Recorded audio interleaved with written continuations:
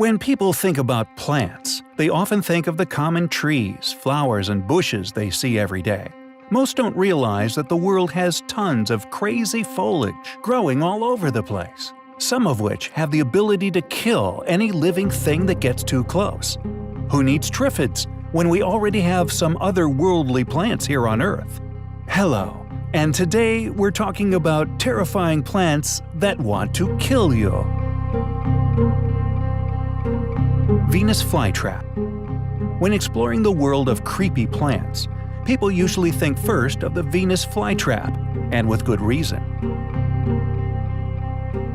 Native to North and South Carolina, these bizarre-looking carnivores like to sit and wait for their prey to land or crawl onto their leaves, which are actually toothy, gaping maws. Once the victim is in place, the flytraps clamp their mouths down and begin digesting their feast with enzymes strong enough to dissolve human flesh, according to carnivorous-plant enthusiast Barry Rice. Unlike the sarlacc, flytraps don't take millennia to digest their meals, only about 10 days, making it slow and painful nonetheless.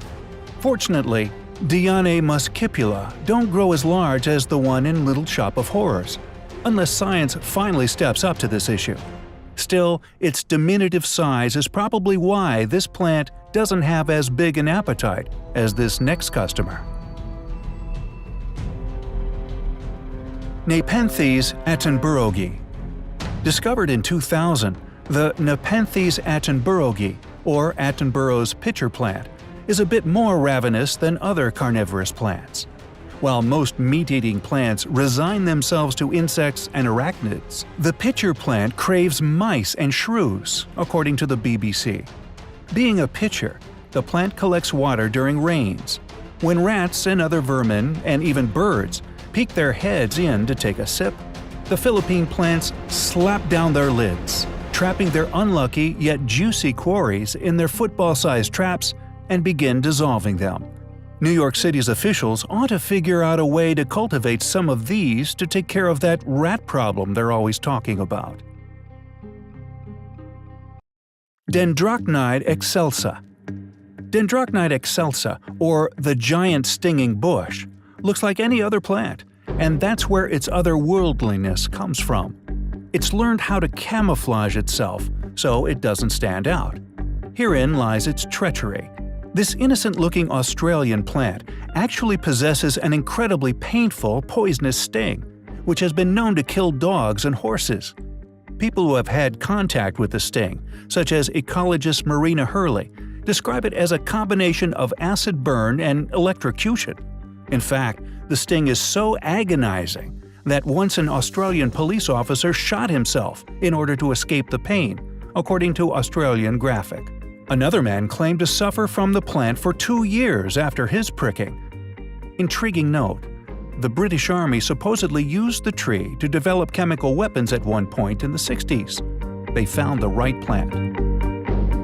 Doll's eye. The Actaea pachypoda, or doll's eyes, looks like a demon out of some Japanese horror movie, despite the fact that it's an all-American plant. While a white flower bearing a single black berry looks and sounds innocent enough, having 10 or more of them staring at you from their, on average, 2-foot-tall blood-red stalk is enough to give anyone the heebie-jeebies.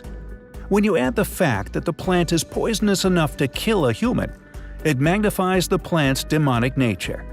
Should anyone want to ingest the berries for whatever reason, he or she can expect a sedated heartbeat, along with hallucinations, dizziness, and possible death, meaning that it could very well drag a person to the underworld.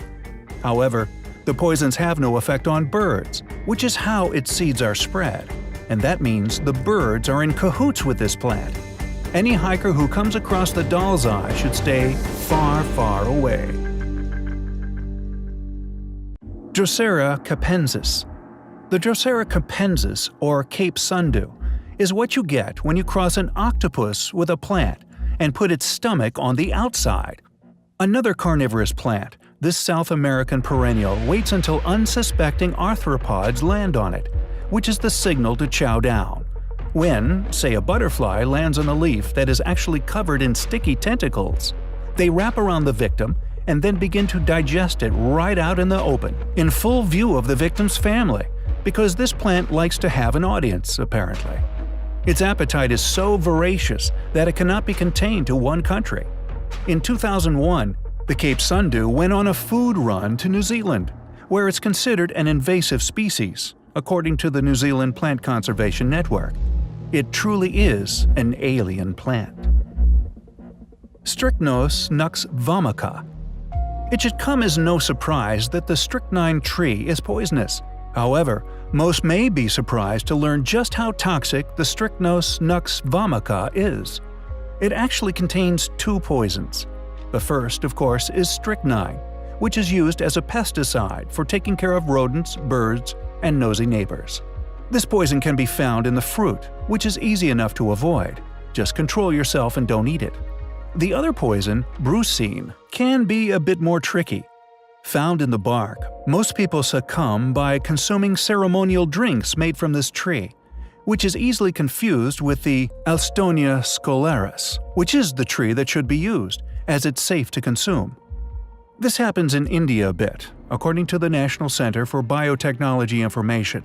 Those who quench their thirst with brucine can expect to experience convulsions and renal failure, among a slew of other exciting symptoms. Strangely enough, the plant is used in alternative medicine to treat heart disease and cancer. Yet, there's no science to support these uses. Christmas rose. According to legend, the Helleborus niger, or Christmas rose, came into being a very long time ago, after a little girl cried because she had no gift to give during the Nativity.